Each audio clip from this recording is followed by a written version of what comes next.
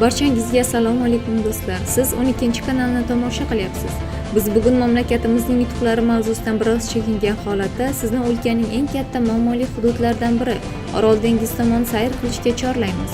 Shafqatsizlikka taslim bo'lgan, ona kabi bolalari uchun borini bergan va mung'ayib qolgan Orolga 1960-yillarga qadar Orol dengizi Yer sayyorasidagi kattaligi jihatdan 4-ko'l bo'lib kelgan.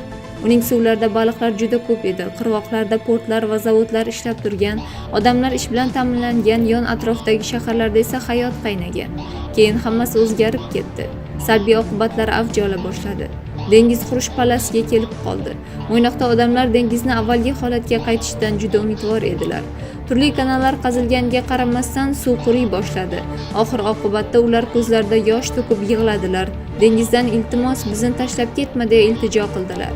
Orol ularni boqqan, ularga non bergan tirikchilik manbai edi. Orol bu yerliklarni mardonavor ota kabi yo'qchilikdan himoya qilardi. Ona kabi mehribon edi u. Ammo bularning barchasi behuda bo'ldi. Ayrimlarning aytishlaricha dengiz bir kechaning o'zida 200 metrga qurib ketgan paytlar ham bo'lgan. Ertalab uyg'onganda odamlar o'z shaharlarini tanimay qolgan ekanlar. Orol beshafqat muomaladan arazlagan bolakay kabi uzoqlarga ketdi. Ortiga qaramadi. Bugungi kundagi o'sha shahar sobiq Mo'ynoq portidir. Portda faqat dengizning avvalgi hayotini eslatib turuvchi eski qoldiqlar qolgan xolos. Orol dengizi O'rta Osiyodagi eng katta sho'r ko'l sanalgan. Ma'muriy jihatdan Orol dengizining yarmidan ko'prog'i janubiy-g'arbiy qismi O'zbekiston, ya'ni Qoraqalpog'iston, shimoliy-sharqiy qismi Qozog'iston hududida joylashgan. O'tgan asrning 60-yillarigacha Orol dengizi maydoni barcha orollari bilan o'rtacha 68 ming kilometr kvadratni tashkil etgan. Kattaligi jihatidan dunyoda 4-chi, Yevrosiyo materigida 2-o'rinda edi. Havzasining maydoni 690 ming kilometr kvadrat, suvning hajmi 1000 kilometr kub, o'rtacha chuqurligi 16,5 metr atrofida o'zgarib turgan. Havzasining kattaligi uchun uni ko'l deb emas, dengiz deb ataganlar. Orol dengizida juda ko'p yarim orol va qo'ltiqlar bo'lgan. Shimoliy qirg'oqlarda eng katta qo'ltiqlardan Chernishev, Paskevich, Sarichig'anoq, Perovskiy, janubiy-sharqiy va sharqiy qirg'oqlarda Tushbas, Ashibas, Oqsag'a, Suluv va boshqa. Amudaryo bilan Sirdaryo quyiladigan joylarda Ajiboy, Tolliq, Jiltirbas qo'ltiqlari, Qulonli va Mo'ynoq yirik yarim orollari bo'lgan. Orol dengizida qadimdan suv sathi goh ko'tarilib, goh pasayib turgan. Keyingi geologik davrda Sariqamish va O'zbo'y orqali Orol dengizi suvi vaqti bilan Kaspiyga quyilgan. Dengiz cho'l zonasida joylashgandan uning yuzasidan har yili 1 metr qalinlikdagi suv bug'lanadi. Bu esa keyingi davrda dengizga daryolar olib kelgan suv, yog'in va yer osti suvlardan ortiqdir. Shuning uchun iqlimiy o'zgarishlar natijasida Orol dengizi suvining sathi yillar davomida o'zgarib turgan. Ko'korol 1880-yilda yarim orolga aylanib qolgan.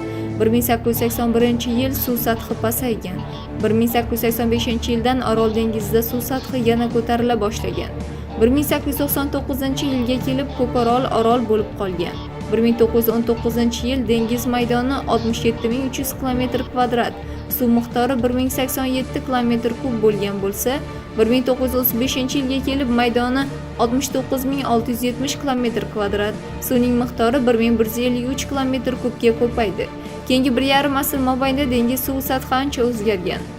Orol dengizida suv sathining yil davomida o'zgarib turishi Amudaryo va Sirdaryoning bahor-yoz paytlarida toshishi bilan bog'liq. Bahorgi yomg'irdan ham dengiz sathi ko'tariladi. Suvdagi tuzlarning ko'p qismini osh tuzi va sulfatli magniy tuzi tashkil etgan. Kimyoviy tarkibiga ko'ra suvi Kaspiy dengizi suviga o'xshash. Dengizda navigatsiya mavsumi 7 oy davom etgan. Aralsk va Mo'ynoq kabi yirik portlari faoliyat ko'rsatgan. Orol dengizi atrofida aholi yetarlicha bo'lgan. Aholi asosan baliqchilik bilan va qisman chorvachilik, ondatra urchitish va sabzavot polizchilik bilan shug'ullangan. O'tgan asrning 90-yillarigacha dengizdan baliq ovlangan. Aralsk va Mo'ynoq shaharlari va bu shaharlar atrofida ko'p sonli baliq ovlash xo'jaliklari faoliyat ko'rsatgan. Baliq tuzlash zavodlari ishlab turgan. Orol dengizi suvining sathi Amudaryo va Sirdaryo suvining rejimi bilan bog'liqligidan bu ikki daryo suvi sug'orishga qancha ko'p sarflansa, dengizda suv shuncha kamaya borgan. Ayniqsa o'tgan asrning 60-yillardan sug'oriladigan ekin maydonlarining kengaytirilishi natijasida dengizga Amudaryo va Sirdaryodan quyiladigan suv miqdori yildan yilga kamaya bordi. Oqibatda dengizda suv sathi jadal sur'atlarda pasaya boshladi. Orol hozirda o'lik dengiz deb hisoblanmoqda. Tirik organizm dengizda deyarli yo'q. Uning qurigan sohillardagi to'planib qolgan tuzlar shamol esganda changlar bilan aralashib, inson salomatligiga jiddiy xavf tug'diradi. O'sha yerdagi aholi suv muammosiga duch kelmoqda. Bundan tashqari, Orol dengizining yarmi qurib qolayotganidan hech kim qayg'urmayapti. Orol dengizini tiklashga chet el mablag'lari ajratilgani bilan o'sha mablag' dengizga xarajat qilinishini hech kim o'z nazoratiga olmayapti. Buni qisqa qilib shunday ta'riflash mumkinki, tez orada O'rta Osiyo mamlakatlarida qurg'oqchilik vujudga keladi. Buni jahon hamjamiyati va Markaziy Osiyo mamlakatlari xavfning qanchalar katta ekanligini pichoq suyakka qadalganda anglab yetishadi. Afsuski, bu muammoni yechish yo'llari Orol dengizi to'lib qurib qolgandan so'ng qidiriladi. Cho'llanish va sho'rlanishning tezlashuvi oqibatida so'nggi yillarda 50 ming gektarga yaqin ekin maydoni qishloq xo'jaligida foydalanishga yaroqsiz bo'lib qoldi. Noqulay ekologik vaziyat qishloq xo'jalik ekinlari hosilini va chorva mahsulotlari yetishtirishning keskin kamayishiga olib keldi. Amudaryo va Sirdaryo suvining kamayishi, suv toshqinlarining bo'lmasligi, daryolarning suv bosadigan qirg'oqlarda yastanib yotadigan to'qaylardagi xilma-xil o'simliklarning qurib yo'q bo'lib ketishiga olib keldi. Ularning o'rnini qurg'oqchilikka chidamli yulg'un, shuvoq kabi cho'l o'simliklari egallamoqda. To'qaylarning yo'qolishi ko'plab o'simlik va hayvon turlarining qirilib ketishiga sabab bo'ldi. O'tgan 20-asrning ikkinchi yarmida Amudaryoning quyi qismidagi to'qaylarning buzilishi bilan bu joylardan yo'lbars, Buxoro bug'usi yo'qolib ketdi. Olimlarning taxminlaricha Katta dengiz 2022-yilga qadar to'liq yo'qolib ketadi. Bu taxmin amalga oshmay qolish ehtimoli deyarli yo'q desa ham bo'ladi. Agar shunday bo'lsa, atigi yarim asr narida dunyoning 4-ko'lidan faqatgina Qozog'iston hududidagi sobiq shimoliy qismi Kichik dengiz deb nomlangan kichik bir hovuz qoladi xolos.